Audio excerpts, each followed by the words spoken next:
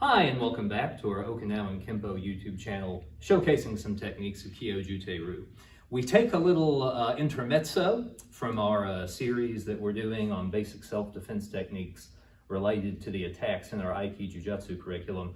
A while back, we had a question from Giovanni about Toide resources. What is out there for Toide? I'd like to learn more about that. I'm afraid that's a hard question to answer. You can find Toide videos, you can find Toide books, but almost always what they're representative of is prearranged techniques flowing out of prearranged kata. That is to say, someone would take something like Kankudai or Pinan Yodan, and using those set techniques would say, here's the Toide for this movement, and it'd just be one movement. And that's really not how Toide should be. Toide is absolutely free and is not preset. You take a karate technique and you explore what throws and locks and chokes it can represent. And that's why it can really only be learned under a qualified master of that art to get the real thing. Those other resources might be a good starting place, might be a place to get your creative juices flowing. Our headmaster does have a book called Toide Jutsu, which is available for purchase online. Maybe I can get my guy to put a link in there. I don't know how that works because I'm middle-aged, but we'll see if we can flash that up there. The move that I'm going to work on tonight, and again, this is just a random feeder. It's the first thing that came to mind this evening, is I'm going to receive an uke with my right hand and then throw a lateral shote or teisho, the heel of hand, into the body. So let's say the person was reaching to choke and I do the intercept and then blast them in the solar plexus with that shote. One more time. Stay perpendicular. Here, bam. Okay? Now, when we start the Toide, I take that movement and I just want to soften and round it. Soften and round. This hand moving basically in a line, the other hand coming back as I cradled her other arm. And let's go pretty slow to see that same movement.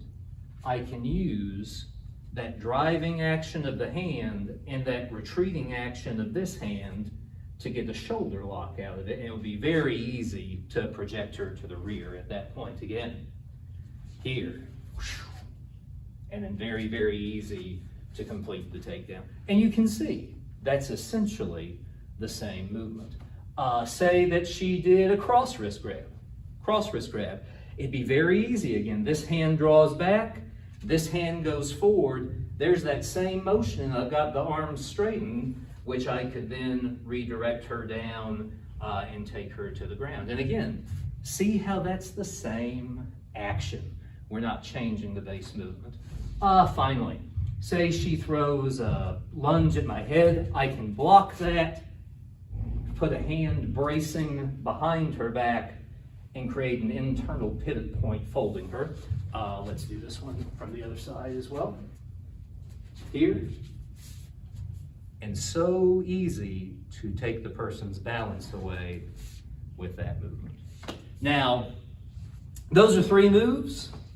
They don't have names except they are shote toide, toide for a heel of hand. But you see all of them coming from the block and hit. You round it, you get the shoulder lock. You fold it down slightly, you get the elbow dislocation. You brace this hand behind their back, and you set up the internal pivot point. And those are the moves that came to mind tonight, and I might do that same move and do totally different things the next time that we practice. Seikichi Uehara actually took some criticism.